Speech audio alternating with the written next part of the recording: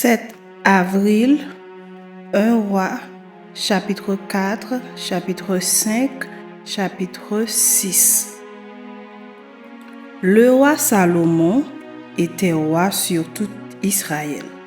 Voici les chefs qu'il avait à son service. Azaria, fils du sacrificateur Sadoc, Elioreph et Achija, fils de Shisha, étaient secrétaires. Josaphat, fils d'Achilud, était archiviste. Benaja, fils de Jéhojada, commandait l'armée. Sadoc et Abiatar étaient sacrificateurs. Azaria, fils de Nathan, était chef des intendants. Zabud, fils de Nathan, était ministre d'État favori du roi. Achishar était chef de la maison du roi et Adoniram, fils d'Abda, était préposé sur les impôts. Salomon avait 12 intendants sur tout Israël. Il pourvoyait à l'entretien du roi et de sa maison, chacun pendant 1 mois de l'année. Voici leurs noms. Le fils de Hur dans la montagne d'Éphraïm, le fils de Déker à Makat, à Sabim, à Beth-Shemesh, à Élon et à Beth-Anan. Le fils de Ezed à Arubot, il avait Soko et tout le pays de Épher. Le fils d'Abinadab avait toute la contrée de Dor. Taphat, fille de Salomon, était sa femme. Baana, fils d'Achilud, avait Tanak et Megiddo et tout Beth-Shean qui est près de Sartan, au-dessous de Jisraël, depuis Beth-Shean jusqu'à Abel-Méola, jusqu'au-delà de Jokméa. Le fils de Géber, à Ramoth en Galaad, il avait les bourgs de Jaïr, fils de Manassé en Galaad. Il avait encore la contrée d'Argob en Basan, 60 grandes villes à murailles et à barres d'airain. Achinadab, fils d'Ido, à Manaïm, à Shimahat en Nephtali, il avait pris pour femme Basmat, fille de Salomon. Baana, fils de Ushaï en Azer et à Béalot. Josaphat, fils de Paruak en Issachar. Shimei, fils d'Éla en Benjamin. Géber, fils d'Uri dans le pays de Galaad, il avait la contrée de Sion, roi des Amoréens, et au roi de Basan. Il y avait un seul intendant pour ce pays. Juda et Israël étaient très nombreux, pareils au sable qui est sur le bord de la mer. Ils mangeaient, buvaient et se réjouissaient. Salomon dominait encore sur tous les royaumes depuis le fleuve jusqu'au pays des Philistins et jusqu'à la frontière d'Égypte. Ils apportaient des présents et ils furent assujettis à Salomon tout le temps de sa vie. Chaque jour, Salomon consommait en vivres 30 corps de fleurs de farine et 60 corps de farine, 10 bœufs gras, 20 bœufs de pâturage et 100 brebis, outre les cerfs, les gazelles, les daims et les volailles engraissées. Il dominait surtout le pays de l'autre côté du fleuve, depuis Tifsak jusqu'à Gaza, sur tous les rois de l'autre côté du fleuve. Et il avait la paix de tous les côtés alentours. Juda et Israël, depuis Dan jusqu'à Beersheba, habitèrent en sécurité, chacun sous sa vigne et sous son figuier tout le temps de Salomon.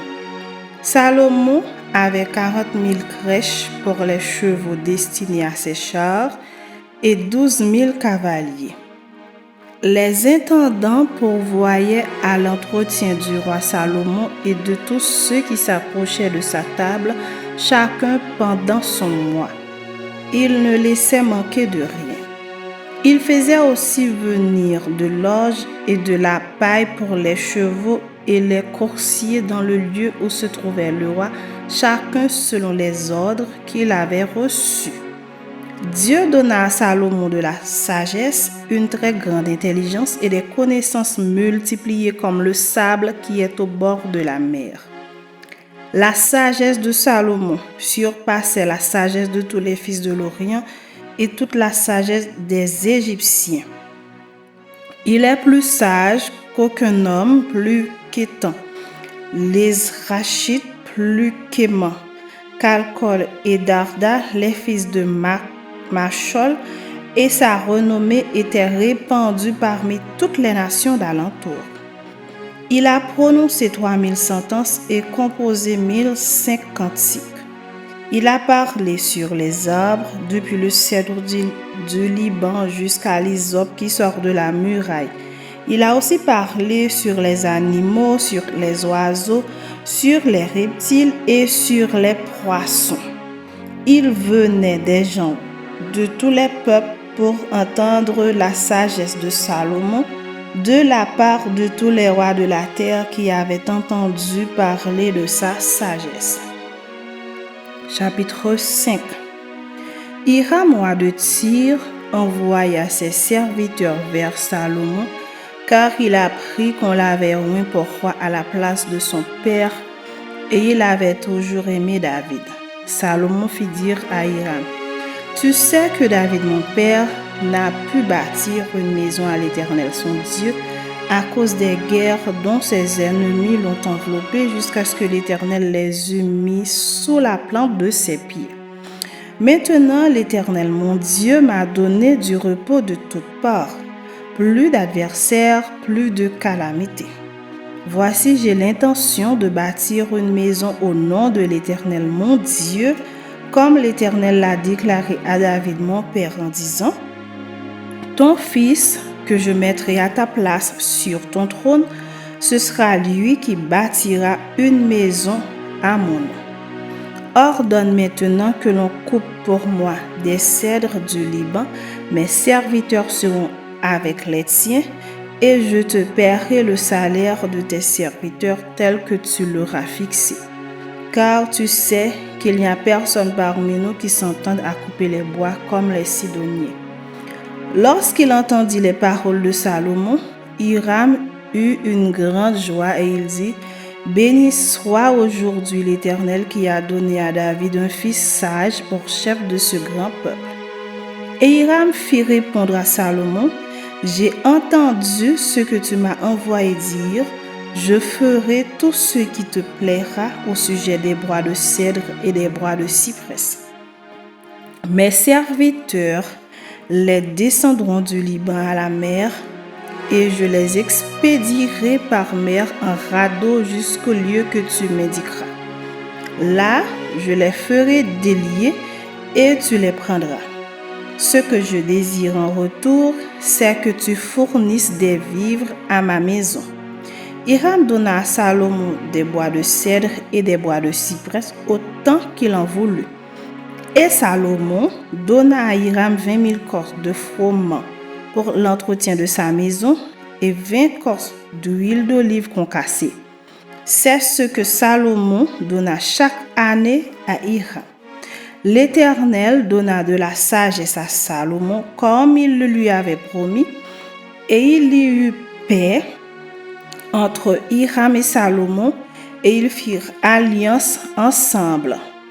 Le roi Salomon leva sur tout Israël des hommes de corvée. Ils étaient au nombre de 30 000. Il les envoya au Liban, 10 000 par mois alternativement. Ils étaient un mois au Liban et 2 mois chez eux. Adoniram était préposé sur les hommes de corvée. Salomon avait encore 70 000 hommes qui portaient les fardeaux et 80 000 qui taillaient les pierres dans la montagne, sans compter les chefs au nombre de 3 300, préposés par Salomon sur les travaux et chargés de surveiller les ouvriers. Le roi ordonna d'extraire de grandes et magnifiques pierres de taille pour les fondements de la maison. Les ouvriers de Salomon, ceux de Hiram et les Ghibliens, les taillèrent et ils préparèrent les bois et les pierres pour bâtir la maison. Chapitre 6. Ce fut la 480e année après la sortie des enfants d'Israël du pays d'Égypte que Salomon bâtit la maison à l'Éternel, la 4e année de son règne sur Israël au mois de Ziv, qui est le second mois. La maison que le roi Salomon bâtit à l'Éternel avait 60 coudées de longueur, 20 de largeur et 30 de hauteur. Le portique devant le temple de la maison avait 20 coudées de longueur, répondant à la largeur de la maison, et 10 coudées de profondeur sur la place de la maison. Le roi fit à la maison des fenêtres solidement grillées.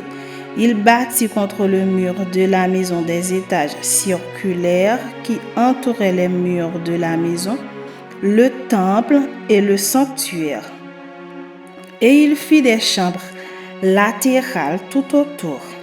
L'étage inférieur était large de 5 coudées, celui du milieu de 6 coudées et le troisième de 7 coudées, car il ménagea des retraites à la maison tout autour en dehors, afin que la charpente n'entrât pas dans les murs de la maison.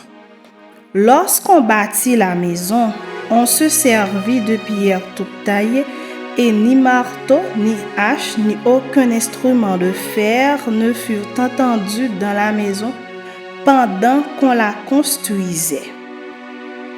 L'entrée des chambres de l'étage inférieur était au côté droit de la maison. On montait à l'étage du milieu par un escalier tournant et de l'étage du milieu au troisième. Après avoir achevé de bâtir la maison, Salomon la couvrit de planches et de poutres de cèdre. Il donna 5 coudées de hauteur à chacun des étages qui entouraient toute la maison et il les lia à la maison par des bois de cèdre. L'Éternel adressa la parole à Salomon et lui dit: « Tu bâtis cette maison. Si tu marches selon mes lois, si tu pratiques mes ordonnances, si tu observes et suis tous mes commandements, j'accomplirai à ton égard la promesse que j'ai faite à David ton père. J'habiterai au milieu des enfants d'Israël et je n'abandonnerai point mon peuple d'Israël. » Après avoir achevé de bâtir la maison, Salomon en revêtit intérieurement les murs de planches de cèdre, depuis le sol jusqu'au plafond. Il revêtit ainsi de bois l'intérieur et il couvrit le sol de la maison de planches de cyprès. Il revêtit de planches de cèdre les 20 coudées du fond de la maison depuis le sol jusqu'au haut des murs, et il réserva cet espace pour en faire le sanctuaire, le lieu très saint. Les 40 coudées sur le devant formaient la maison, c'est-à-dire le temple. Le bois de cèdre à l'intérieur de la maison offrait des sculptures de coloquintes et de fleurs épanouies. Tout était de cèdre, on ne voyait aucune pierre. Salomon établit le sanctuaire intérieurement au milieu de la maison pour y placer l'arche de l'alliance de l'Éternel. Le sanctuaire avait 20 coudées de longueur, 20 coudées de largeur et 20 coudées de hauteur. Salomon le couvrit d'or pur. Il fit devant le sanctuaire un autel de bois de cèdre et le couvrit d'or. Il couvrit d'or pur l'intérieur de la maison et il fit passer le voile dans des chaînettes d'or devant le sanctuaire qu'il couvrit d'or. Il couvrit d'or toute la maison tout entière, et il couvrit d'or tout l'autel qui était devant le sanctuaire. Il fit dans le sanctuaire 2 chérubins de bois d'olivier sauvage, ayant 10 coudées de hauteur. Chacune des 2 ailes de l'un des chérubins avait 5 coudées, ce qui faisait 10 coudées de l'extrémité d'une de ses ailes à l'extrémité de l'autre. Le second chérubin avait aussi 10 coudées. La mesure et la forme étaient les mêmes pour les 2 chérubins. La hauteur de chacun des 2 chérubins était de 10 coudées. Salomon plaça les chérubins au milieu de la maison dans l'intérieur. Leurs ailes étaient déployées, l'aile du premier touchait à l'un des murs et l'aile du second touchait à l'autre mur. Et leurs autres ailes se rencontraient par l'extrémité au milieu de la maison. Salomon couvrit d'or les chérubins. Il fit sculpter sur tout le pourtour des murs de la maison, à l'intérieur et à l'extérieur des chérubins, des palmes et des fleurs épanouies. Il couvrit d'or le sol de la maison, à l'intérieur et à l'extérieur. Il fit à l'entrée du sanctuaire une porte à 2 bâtons de bois d'olivier sauvage. L'encadrement avec les poteaux équivalait à 1/5 du mur. Les 2 bâtons étaient de bois d'olivier sauvage. Il y fit sculpter des chérubins, des palmes et des fleurs épanouies et il les couvrit d'or. Il étendit aussi l'or sur les chérubins et sur les palmes. Il fit de même pour la porte du temple, des poteaux de bois d'olivier sauvage ayant le quart de la dimension du mur et 2 bâtons de bois de cyprès. Chacun des bâtons était formé de 2 planches brisées. Il y fit sculpter des chérubins, des palmes et des fleurs épanouies et il les couvrit d'or qu'il étendit sur la sculpture. Il bâtit le parvis intérieur de 3 rangées de pierres de taille et d'une rangée de poudre de cèdre. La 4e année, au mois de Ziv, les fondements de la maison de l'Éternel furent posés. Et la 11e année, au mois de Bul, qui est le 8e mois, la maison fut achevée dans toutes ses parties et telle qu'elle devait être. Salomon la construisit dans l'espace de 7 ans.